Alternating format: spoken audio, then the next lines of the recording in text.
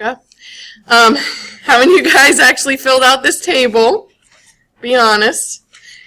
Uh-oh. Right, behind the 8 ball. Right, so it was the last slide of the last PowerPoint we did, right? Yeah. Yeah. So we're going to be going through this, right? You were to fill this out as a based on prokaryotes, but then we're going to even add in, when we get to the end, eukaryotes. And remember, I will post this PowerPoint for you guys right, after class today. So we're going to, and you need to be able to identify major prokaryotic cell structures in a drawing or micrograph. Be able to compare and contrast the appearance, composition, and function of the various internal structures found in prokaryotic organisms, such as inclusion bodies, ribosomes, the nucleoid, plasmids, and the prokaryotic cytoskeleton. So those are things I had wanted you guys to look at, right, and describe before class. And then we're going to add in eukaryotes. And I guess it's just appropriate that I happened to pick Mardi Gras colors when I was doing this. So I kind of color-coded them. You see that prokaryotic I have in purple and eukaryotic in green. So now all I just need to do is add in some gold, right? So eukaryotes, again, if we give you a picture or a photomicrograph, you need to be able to identify the major structures. When it comes to the cytoskeleton, for eukaryotes, it's much more complex. So there are 3 major components of it that you need to know in regard to their structure and their various functions within the cell. And then the overarching theme of this entire topic, this lecture today, is looking at the similarities and differences between prokaryotic versus eukaryotic cells. So as we talk about each one of these attributes, we're going to do that compare and contrast, similarities and differences. So, right, this was our, hopefully would have been our guide to guide us through today. Right, because for each of these we need to know how it would appear, what its composition is, and what's its function. Function is pretty easy, right? What does it do? And so I did the last one for you, right? That's protein synthesis for ribosomes. What are ribosomes made out of, right? So we're talking about molecular molecules, right? Composition. So protein and ribosomal RNA. And if you were looking at them on an electron micrograph, right, or a picture, they would be round dots in the cytoplasm or attached to the membrane. So, for instance, in a transmission electron microscopic image, that's what they'd look like. They just look like round dots. And so we would have to go to that level of magnification in order to actually see them, right? We'd have to use an electron microscope. Because these are just protein and ribosomal RNA. They're very small. Correct me if I'm wrong, but for the appearance of a nucleoid, isn't it like a spiral squiggly line or something? It can be. It can be. And so he said the appearance of the nucleoid, right? A spiral squiggly line. It doesn't have a pretty uniform structure to it usually. It's kind of irregular, you could say. So we're going to go through each one of these, though. Right? And organizing information in tables is a really good way of being able to very easily compare and contrast many different attributes, looking at those similarities and differences. So here's our prokaryote. I flipped it on its side. And here's a couple of eukaryotic representations of course, this is microbiology, so we're not going to stick a human cell up there, right? We're going to look at maybe a protozoal cell, maybe a fungal cell, maybe even an algal cell, right? An algae. But most of those are not pathogenic, right? So we tend not to talk so much about them. This is general microbiology class, though, right? We really need to have an algal cell there, right? What organelle would be characteristic of an algal cell, something that has the ability to do photosynthesis? Chloroplast, right? For these guys, this fungal cell, this yeast, in this representative protozoa cell, what do they use for manufacturing of energy? The mitochondria. So notice the mitochondria. And then again, as we said, all cells are going to have ribosomes. All cells are going to do protein synthesis. So again, look at the little dots in the pictures, right? And the little dot over here for our prokaryote. Now remember, the defining characteristic of eukaryotes is this membrane-bound nucleus and other membrane-bound organelles, like the mitochondria, or the endoplasmic reticulum and Golgi apparatus, and vesicles of different kinds, whether it be storage or water. This particular organism has got a cell wall. This one has a pellicle. They even have this little structure inside the nucleus, referred to as the nucleolus, that we're going to talk about. This one happens to have a flagella.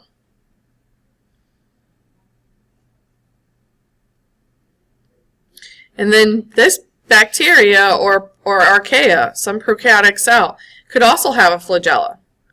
They could also have other external appendages called fimbriae,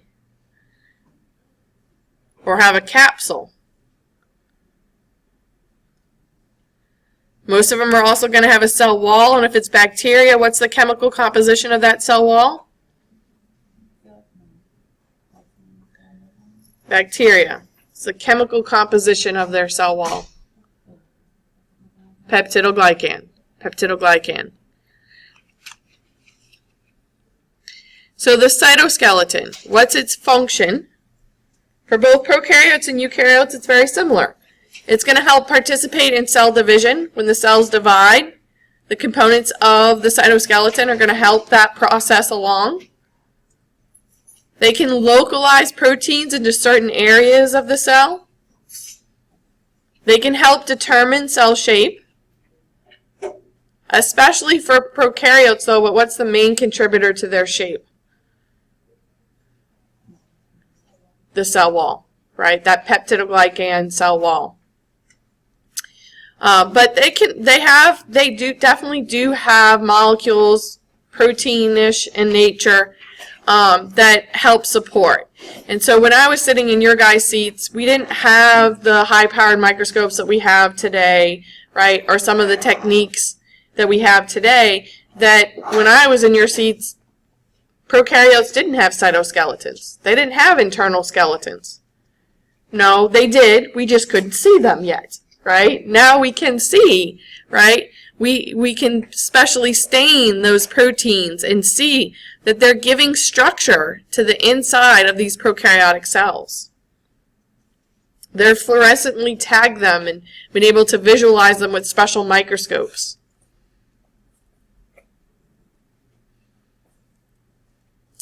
Some eukaryotic cytoskeletons, though, have additional functionality.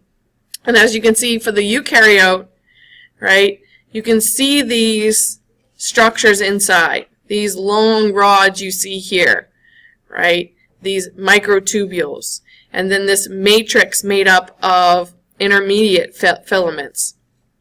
And then even smaller microfilaments, creating almost like the scaffolding, right, within this cell, helping support the mitochondria and portions of the rough endoplasmic reticulum. So the first one we're going to look at is the smallest one. These are your microfilaments. And these are involved in cell motion and shape changes, such as the motion of pigment granules. And even that amoeboid movement you see for amoeba, right? That ability to push their cytoplasm and their membrane out into those pseudopods to be able to move, and then even to be able to engulf food. So they basically have these little sticks inside, right? That they're pushing everything around with. The protoplasmic streaming you'll see within slime molds, right? These filaments are what is guiding that. Intermediate filaments, as their name implies, right? They're kind of intermediate in size. They're larger than microfilaments, but smaller than microtubules.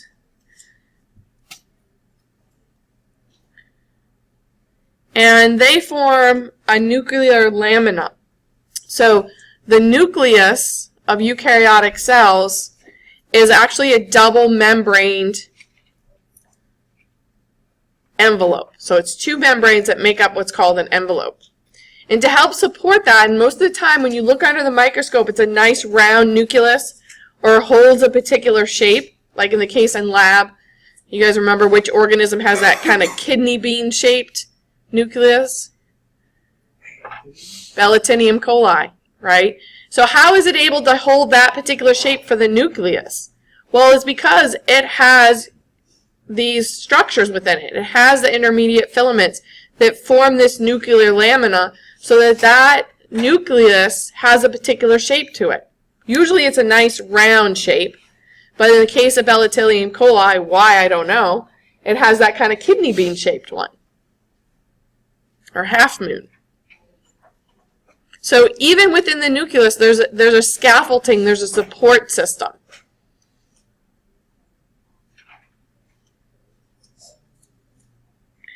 Intermediate filaments also help link cells together to form tissues, right? So especially muscle fiber tissue, right? It's linked together so that they don't pull apart.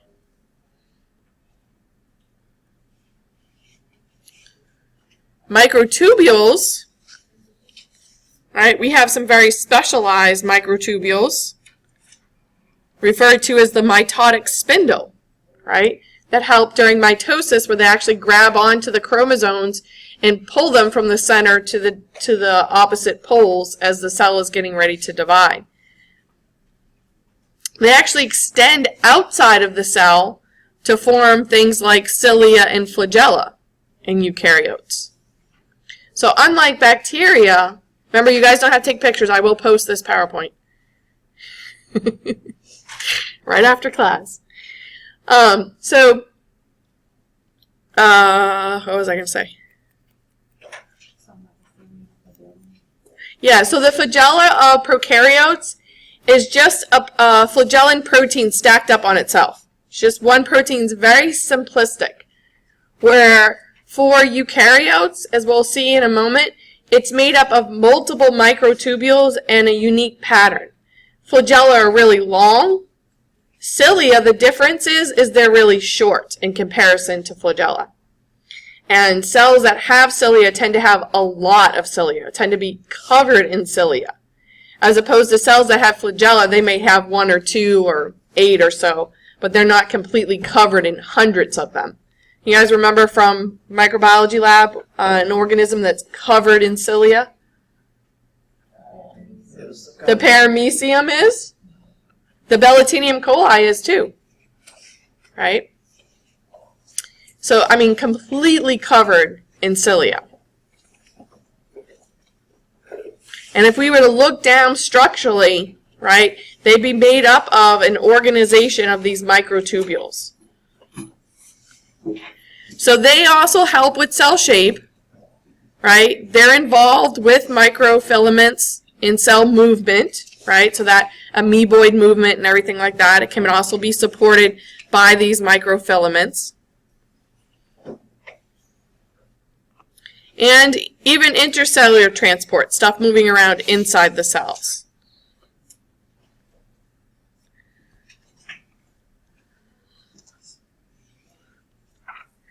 The next thing that we're going to look at is inclusion bodies, and those are prokaryotic only. Their composition varies depending. They'll sometimes contain organic or inorganic material. Anyone know what organic means? It means that an organism made it, right? Organic means it was made by an organism. Inorganic, it was not. So dirt, soil, minerals, those types of things, that's inorganic. Sugars, proteins, lipids, right? These are organic molecules. They're made by an organism. So these tend to be enclosed structures, and they're enclosed in protein or phospholipids and proteins. So somebody's like, that kind of sounds like what? Phospholipids and proteins? What's made out of phospholipids and protein? The cell membrane. But this is not a membrane. Right? Even though it's phospholipids and proteins, it's not organized like a membrane. So what do we know a little bit more about a membrane? Other than it's phospholipids and proteins, how is it organized? A bilayer, right? 2 layers of phospholipids. So that they're not forming a phospholipid bilayer with protein, so therefore it's not a membrane. But pretty darn close, right? Pretty darn close. What's their function? Storage, right? You want to package stuff up and all in one spot so you can find it when you need it. So sometimes when they acquire nutrients, they're going to store them, right? Because they don't need them right now, but they don't know when it's going to come around again. And then remember, single-celled organisms, prokaryotes, which are all single-celled, have this problem with osmotic pressure, right? It's kind of a difficult problem, right? If water comes rushing in and that cell wall fails, what happens to those cells? They're going to burst and die. And that organism is a single cell. It just died. So water rushes in, why? Why does it rush into these cells? Well, why does water go anywhere?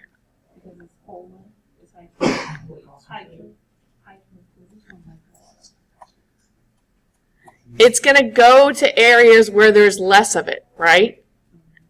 When we're talking about cellular systems, water goes where there's less water. So if you have a whole bunch of stuff, imagine inside that cell, right? A whole bunch of proteins, whole bunches of sugars. Is there a lot of water? No, there probably is more stuff than there is water. And depending on what type of environment you're in, water is going to tend to want to rush in. Poor little paramecium, man. He lives in the water, right? He doesn't even have a cell wall. Water's always rushing in for him.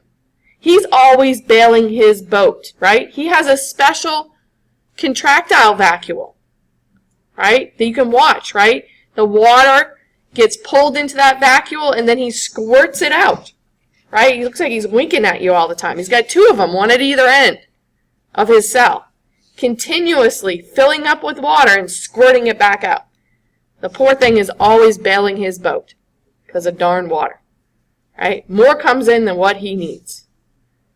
So for these guys, they don't have that system. So they've got a cell wall, though. That's going to help protect, but that's only going to protect you so much.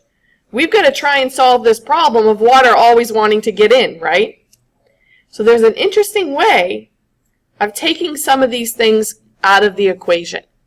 So my best analogy that you guys may understand, have you seen those plastic ice cubes? So they're plastic, right? With something inside that freezes. I don't even know if it's water or some chemical. You stick them in the freezer, they freeze. You stick them in your drink, right? As that stuff warms up, it gets trapped in the plastic though, right? This is great if you're somebody like me that I don't like orange juice warm, but I don't like it diluted either, right? If you put regular ice cubes in, what happens to your orange juice? It gets diluted. It happens to your soda or anything else like that. But if you put the plastic ice cubes in, is it going to get diluted? No, not to say that I do that either. But do you see that? How we can keep it inside that? So it doesn't become part of our orange juice or whatever drink we put it in. So if we package stuff up inside of the cell in these inclusion bodies, does it factor into the osmotic pressure? No. It's like they're contained in these little plastic ice cubes. So it doesn't affect the osmotic pressure. It's like they're like hidden away. So we got all this sugar, but don't mind it. It's not really there. Right? We've packaged it up so you don't realize how much stuff I've got in here. I'm hoarding it away. Water stay out. Make sense? Right? So this is one of their adaptations for dealing with that tendency of water to come rushing in. Right? They package their stuff out so that it's no longer in the solution of the cytoplasm. So it's not factored into that how much water is there equation. So it gets packaged in the vacuole? No, in this case it's called an inclusion body. Vacuoles are for eukaryotes and they're membrane encased. Which we just answered that question. Right? What eukaryotic structures have a similar function? Vacuoles, right? Vacuoles. Or vesicles. And the major difference is, and I don't remember if I put it in here, is their membrane encased. So there's a specialized vesicle that most of us may have heard of before too, called lysosomes. What's inside of those membrane encased vesicles? I'm going to say Lysol, but that's probably not it. Yeah, but why do you use Lysol? Is this disinfectant? It's a disinfectant. It kills microorganisms, right? So you're on the right path. Guess what's in there? Digestive enzymes that'll kill things like microbes and digest stuff. So if that works for you, right? If you think lysosome, think Lysol, think about, cleaning, digesting, breaking stuff down.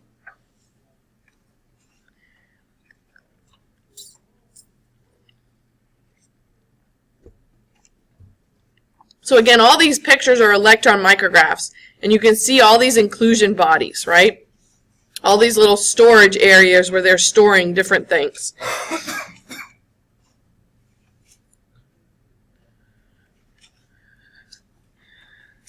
Plasmids are mainly bacteria, so prokaryotes have them, but they're found in some yeast which are eukaryotic. But this is something that's predominantly bacteria, prokaryotic. And what they are is DNA, just DNA. They provide extra information, right? DNA, remember, is genetic information. This information can, and a lot of times, is advantageous to that organism.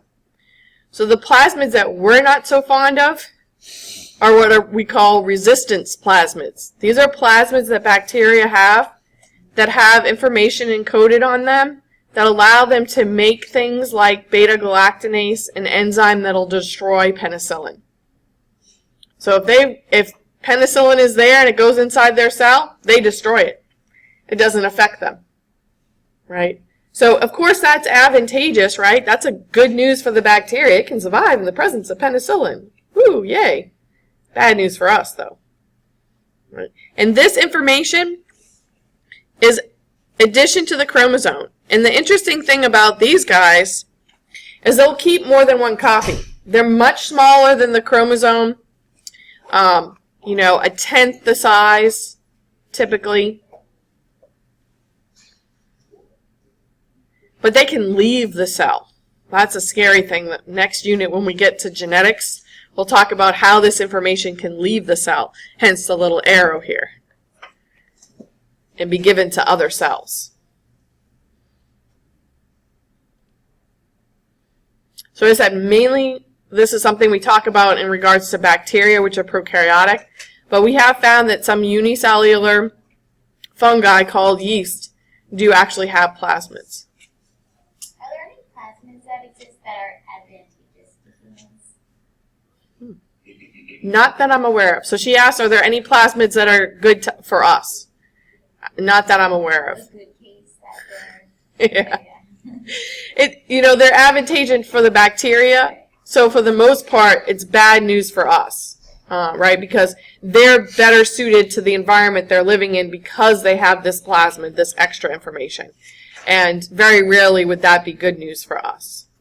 And of course, again, we probably focus more on when it's bad for us. So there might be, who knows, maybe there's a plasmid out there that allows a bacteria to make a particular vitamin that we need. Could be true. I don't know of an example, though. I know all the bad examples, though. So the nucleoid, this is where the chromosome is for a prokaryotic cell. Unfortunately, in the literature, you'll see a bunch of other names. You'll hear nuclear body, chromatin body, and nuclear region. I'll stick to the term nucleoid when I'm referring to the region and where the chromosome exists for prokaryotic cells. Chromosomes are made of the DNA, but also RNA and protein. And protein is what creates stability, keeps the DNA from breaking up into pieces. It allows it to be packaged tighter into the small space and become condensed. And again, it's storage of information. That's what the chromosome is information storage. So it tends to be centrally located. It's been stained, right, red. These two cells just divided. And you can see it's irregular in shape because, again, it's not surrounded by a membrane or anything like that.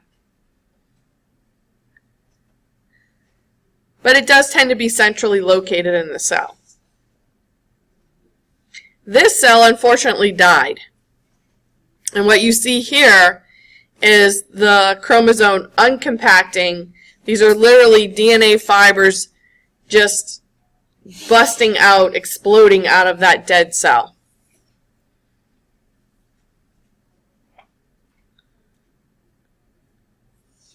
So what eukaryotic structures have a similar function? The nucleus, right?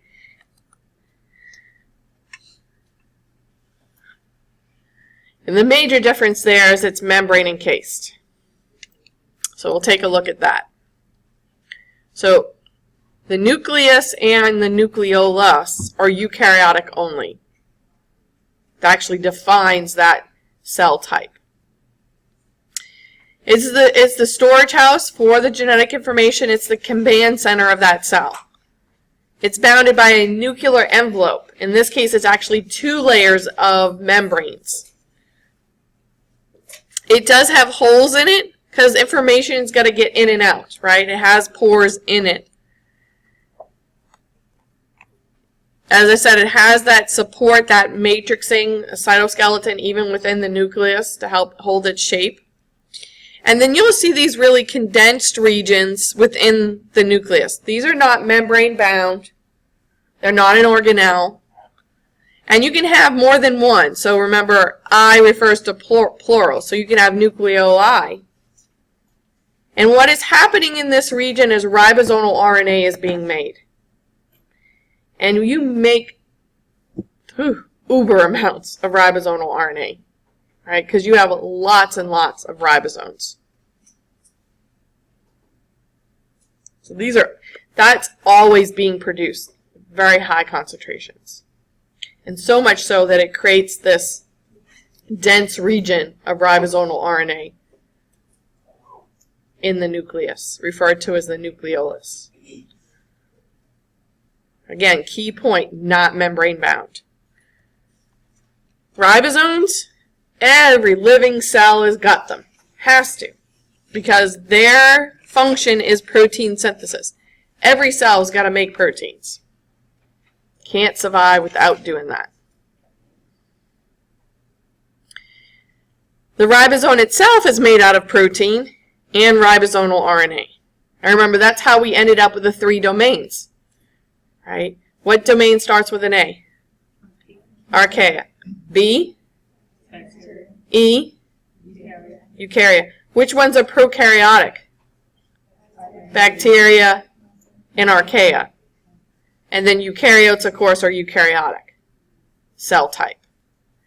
The differences between these guys are the size of these pieces that come together to form the complete ribosome.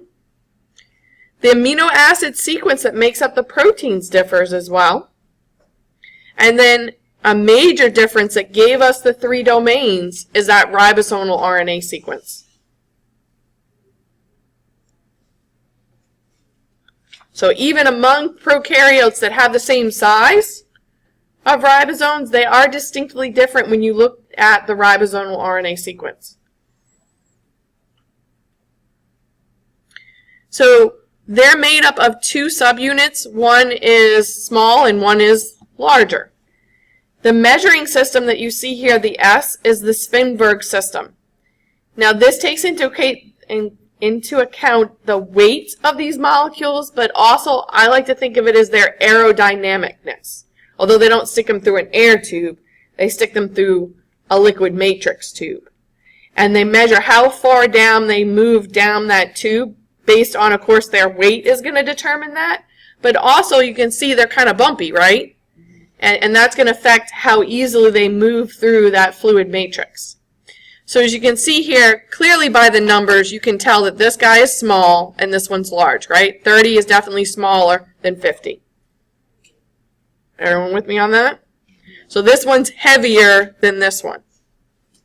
When you put the two subunits together and you run them through the system, they come out 70S. So together they're definitely heavier than either one of these separately. But I don't know about you, but in math class, if you added 30 and 50 and told your teacher it added up to 70, she'd be like, no. But again, we're not taking into account just, say, weight. We're taking into how it moves through that matrix in this measuring system. So all y'all are going, oh God, which numbers do we have to memorize, right? Yeah. Just 70S for prokaryotes, because you're going to see that reference. And then just generally remember it's made up of a smaller and larger subunit. You don't need to know those numbers. So that's prokaryotes. Eukaryotes are 80S. They are a combination of a 60S and a 40S subunit.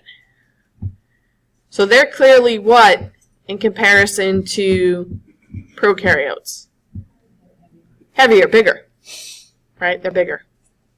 And again, just 80S. But yet again, look, even their individual units are a little bigger, right? But again, the math doesn't quite add up because, again, it's not a standard one unit of measurement here. It's taking into two factors into consideration. So the good news for us is that our ribosomes are different from prokaryotic ribosomes. So there are some drugs, antibiotics out there like erythromycin, which target prokaryotic ribosomes and not eukaryotic ribosomes. Otherwise, we wouldn't be able to take those drugs, because then we'd be interfering with our ribosomes and our protein synthesis. And we don't want to kill us, right? We want to kill or slow the growth of the bacteria that may be causing an infection. So these differences are important. Although they're not huge differences, they are enough, right, that we can use these as targets for treatment. So now we're going to look at structures outside of the cells. So we're going to look at capsules, fimbriae, flagella, and papillae for prokaryotes. We're going to look at and be able to describe the different arrangements and the terminology involved with the flagella for bacteria. And then we're going to identify the composition and structure. As we've already alluded to, it's different for cilia and flagella, and cilia are only found in eukaryotes. But notice both prokaryotes and eukaryotes have flagella, but they're structurally different, and as we'll find out in a moment, they move differently even. But they all still have the same functionality, right? They allow locomotion, movement. So here's our protozoa, right? Could be something like a euglena that's also photosynthetic, right? And then shown here, and you can even see here, notice that there's like a little hook right here, right? The prokaryotic flagella has a hook, and it rotates like a propeller does on a boat. Where a flagella for eukaryotes, it waves back and forth. So right there, how it moves is different. But the functionality is the same. We're still going to move, right? The cell is going to move. It's going to have locomotion. So here's a cute little paramecium completely covered in cilia. And these cilia, as I said, beat back and forth. The cilia are much shorter, right? Flagella are much longer. Still the same principle. And some flagella even have extensions on them. You see that? Where they're extended out? So, and then this one doesn't have any extensions on it. It's just straight. So, if you can imagine, right, if you're stuck out in the lake and you're in a rowboat, this would be equivalent to a big paddle, and this would be a stick.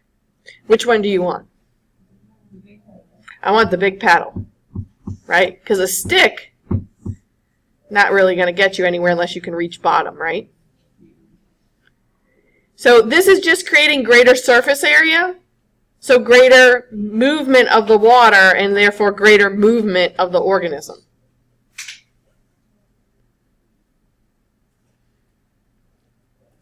So for prokaryotes,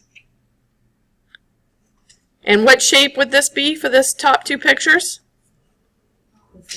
Bacillus or rod, right? This guy, all these little lines that you see, and this is an electron micrograph, probably scanning, that's flagella. This guy is completely covered in flagella. Like scary cousin it. The term used for this arrangement, being completely covered in flagella all the way around, is referred to as peritrichous. Trichous refers to hair-like. Peri means many, actually, in this case. Peri can also mean many. This one, how many flagella do you see? One. So this would be monotrichous. Also sometimes referred to as polar, because you notice it's at an end.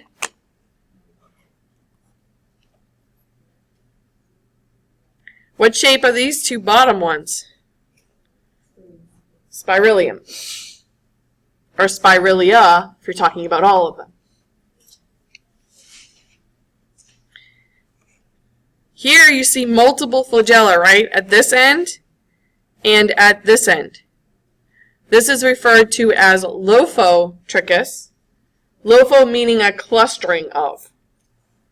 Now this term just means a cluster at one end, or in this case, both ends. But if it just had a cluster at one end, it would still be lopho, because again, it refers to a clustering at an end. In this case, it happens to be at both ends. But it could be at just one end of the organism. This next one, they have one flagella at either end. And from looking at especially this picture, I'm thinking this one is actually stained.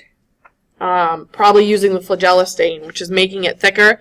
So this might even be someone looking at it under a light microscope.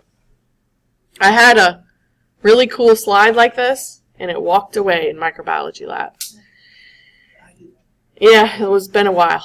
I'm really kind of bummed. I miss it. So it looked just like this, right? I had a spirillum with one flagella at either end. So that term would be amphi. And amphi meaning opposite, right? So one at either opposite end.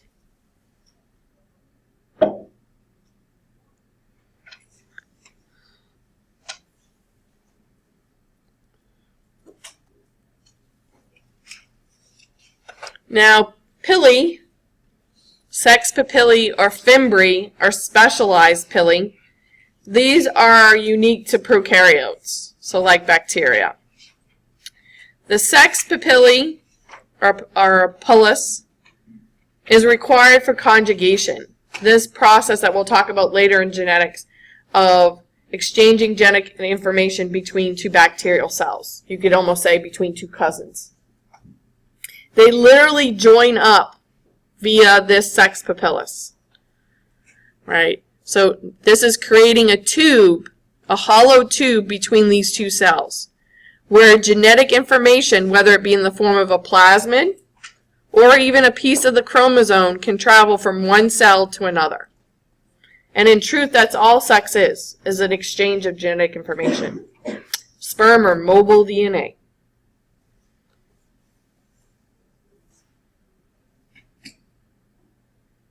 So that process, right, exchanging genetic information via joining up, is referred to as conjugation.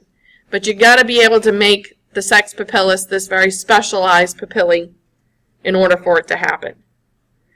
Now this guy down here has got it all going on, right? So sometimes it'll be referred to as an F papillus, meaning fertility, right? So there's that one right there. So he's hoping, I guess, to join up with somebody, or she is.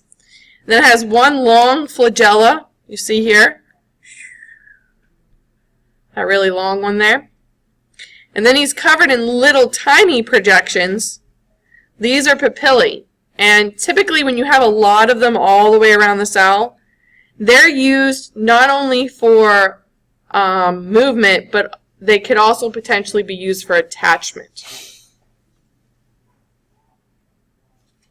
So when they're being used for movement and or attachment, the papillae are sometimes referred to as, you'll hear them referred to as fimbriae. So look at this guy too. This is probably fimbriae. See all these projections sticking out? That's good news for the bacteria as far as attachment goes, right? Being able to attach to things.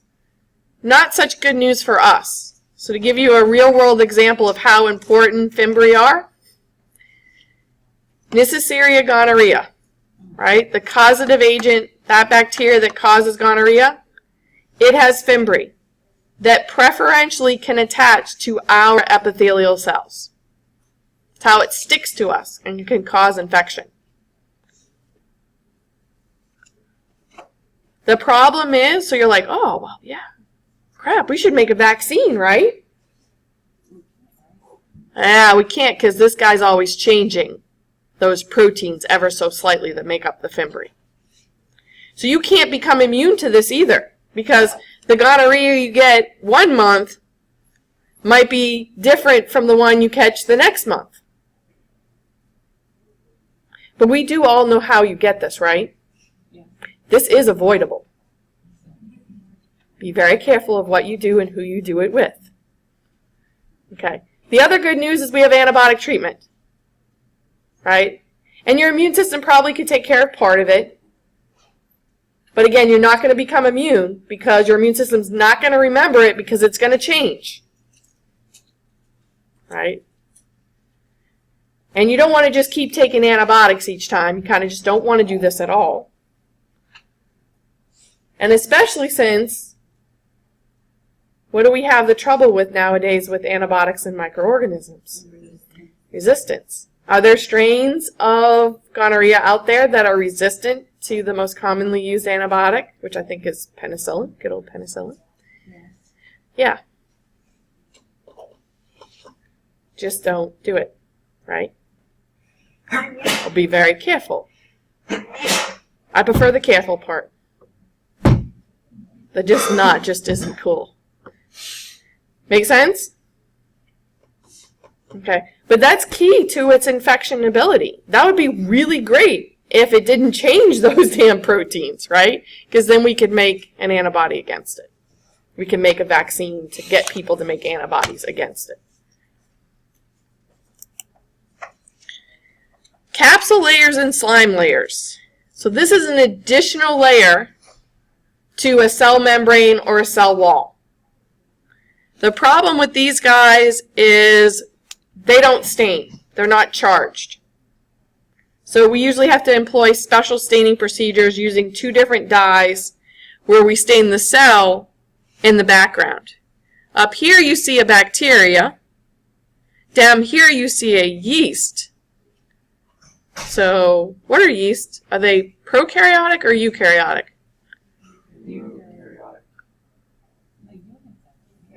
They're eukaryotic. They're eukaryotic. They're fungi. They're eukaryotic.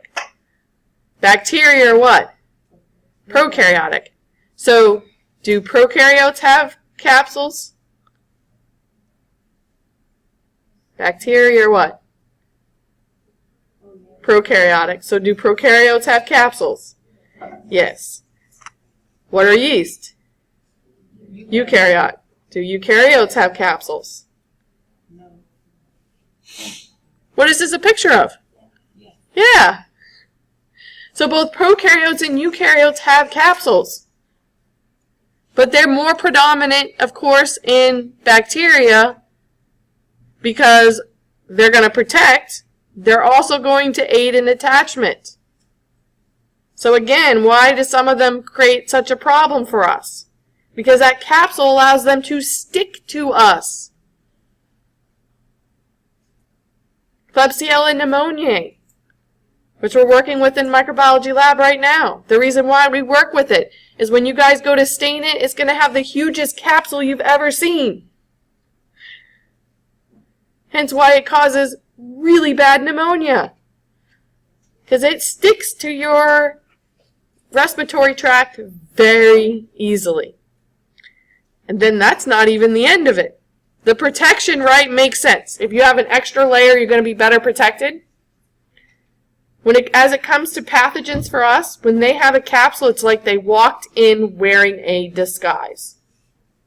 Our immune system has a very difficult time detecting them. That extra layer is not very immunogenic, right? Our immune system doesn't respond to it aggressively. We don't have receptors already on our cells for capsules. So our cells can't find them, right? They can't sense them. They don't know they're there. Until you start having cells dying and stuff, and the immune cells come rushing in. They're like, what is the problem here? Right? And get pieces of it. And then we have to make specialized molecules like antibodies that can bind to the capsule. And then we can grab onto them and kill them. Right? So it's like, literally like wearing a disguise. Right? They can fool us for a while. Just like a disguise, right? A really good detective will see around that you're wearing a disguise. I think she's wearing a wig. Nah. I don't know. Is that really her hair? Does that make sense to you guys? Right? So they're disguised. And so to give you a real world example, whooping cough caused by Bordetella pertussis. That bacteria is encapsulated. That's why it can cause such serious problems for us. Because again, we've got to figure out they're there and be able to identify them. They're disguised. They're hiding and creating a big old mess in the meantime until we figure it out. Wouldn't you like to have a jump start on that? Yeah, that's what vaccination gives you, right? The vaccine we give to you for this is an acellular vaccine, which means we don't give you the whole bacteria. We give you pieces of it. Guess what the major piece we give you is? Their capsule. Right? So you know what that capsule looks like. You know what the disguise looks like. So when that one gets into your body, you already have antibodies. You already know how to detect, and you know what that capsule looks like, and you know that's a bad guy. And you're going to respond aggressively. So the difference between capsules and slime layers is structural. Capsules are nice and uniform, as you see here. Slime layers are diffuse. And in addition to attachment and protection, slime can aid with motility, not capsules. Capsules are uniform, right? They're stuck to the cell. Slime is, as the name implies, slimy. But it's going to be the outermost covering of a cell if it has it. It is going to help them in attachment, and of course it's going to help protect them, having an extra layer. But it will also allow them to move.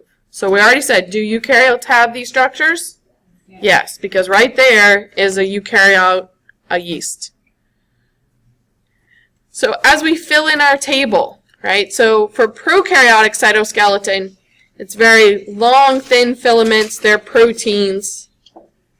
They're going to help with cell division, moving stuff around inside the cell, and help determine cell shape.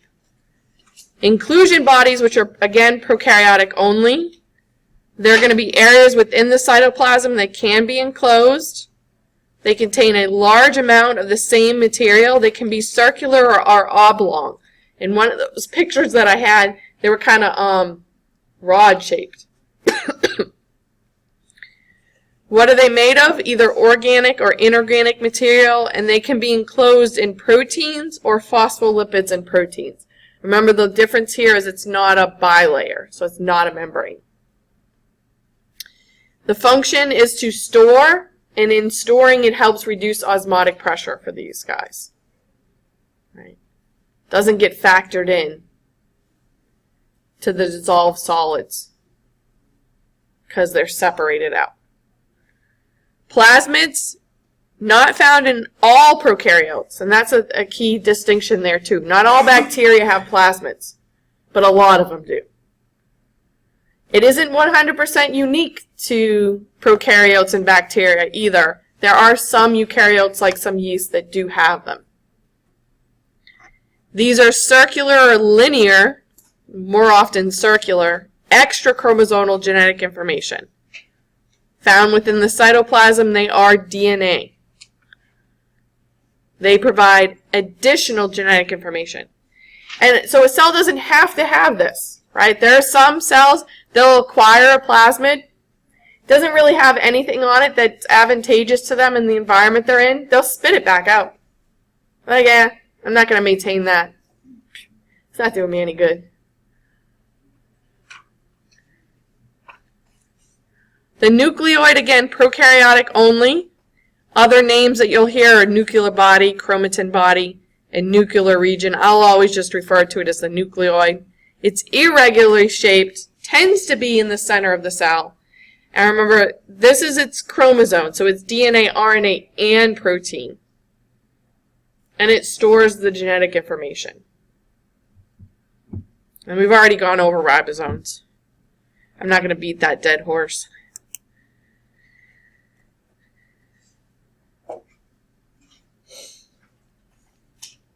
So then that brings us to endospores. And these are prokaryotic only. And remember, we've already talked about a disease that you can get from ingesting these spores or inhaling these spores. It's a bacillus. That's one of the genuses, one of the genus or genera. It's the first one we talked about, y'all. Anthrax, Bacillus anthracis, right? It forms these endospores.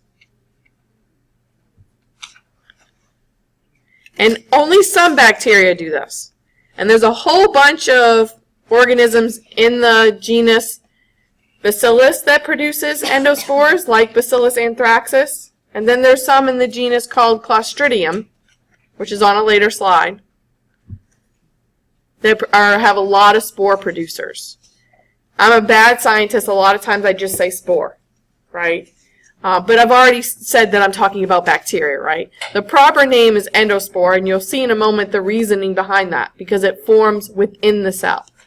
But the whole spore part and sporulization and germination get a lot of people confused, because all this sounds like reproduction, right? A spore, like with fungi, right? Spores are for reproduction. Sporulization is the forming of those spores. It's a reproductive process. Germination, right, is forming an organism from that spore. In this case, though, it's not reproduction. Obviously, it seemed like that to early scientists, hence the terminology we're using. But it is not a form of reproduction. So, what is the most precious thing at the molecular level? What molecule is the most precious to a cell? The DNA. The DNA. Right? With that is all the information on how to be that cell. So that's what they protect when they go into the process of sporulization. They stabilize the DNA and they surround it in protein layers, forming a protein coat, a spore coat. One of the predominant proteins is keratin. This is a protein we have, right? It's in your nails, your hair, the outer layers of your skin, your dead cells are loaded with keratin. It's a very strong, stable protein. And so they're stabilizing and surrounding and protecting that very precious DNA. Why are they doing that? Why did they start forming a spore? Why are they going dormant? Why do bears hibernate in the winter? They need energy. Yeah, harsh environment. What's no longer readily available in the winter, y'all? Food! And that's a large animal. They need a lot of food, right? There's no berries in the winter, y'all. No berries. Right? So they gorge themselves when food is available, and then they go sleep it off. Okay? So bacteria, do they need food to survive? Is food always available? No. So there's going to be periods where it's not available. And if you can't handle starving for literally hundreds of years, you better find a better way of protecting yourself. So you're going to go dormant. You're not going to do anything. Right? You're going to sleep it off. And that's what these guys, some of them have the ability to do. They're going to go dormant. They're going to form that spore when there's no food. What else might you need to live? Oxygen, water, right? For some organisms, not all of them need oxygen, right? But for some of them, the presence of oxygen is going to be like, oh no, let me hide until that oxygen stuff goes away, right? So different things that are necessary for life, if they start to deplete, water, food, oxygen, or the lack thereof oxygen, right? These, whatever trigger it is for that cell, they're going to go into this process. When they do that, they actually copy their chromosome, and they start packaging up one of the copies in the endospore, within the cell. Hence why it's called an endospore. It forms within the cell. The cell itself will continue to metabolize and utilize the genetic information from the copy until conditions become so harsh that that cell will deteriorate. And again, the terminology sounds like reproduction, right? It's called a mother cell or a sporangium. And then eventually, as I said, as that mother cell, that sporangium deteriorates, you may have a free spore, a spore all by itself. When conditions become good, in the case of anthrax, when somebody inhaled those spores were able to sense, ooh, food, water, environment, yay, great. They germinated. They formed back that original cell they once were from within that spore, right, with that DNA. The problem with anthrax is that's a very pathogenic organism, right? It kills its host. It eats you alive. So what genus contain endospore forming? We already said one. Bacillus. Clostridium is another one. And Sporosarcinia, as the name implies, sporo for the fact that it forms spores. Sarcinia, do you guys remember how the cocci would be arranged?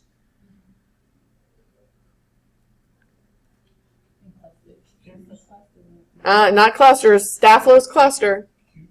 Cube. That cube packet of 8 cells. So this is rare. Cocci being spore formers is not very common. Bacillus, as the name implies, are what shape? Rod shape. So guess what shape Clostridium are too? They're rods. They're rods. They tend to be rods. Anybody know pathogenic Clostridium that forms endospores? Get vaccinated against it every 10 years, hopefully.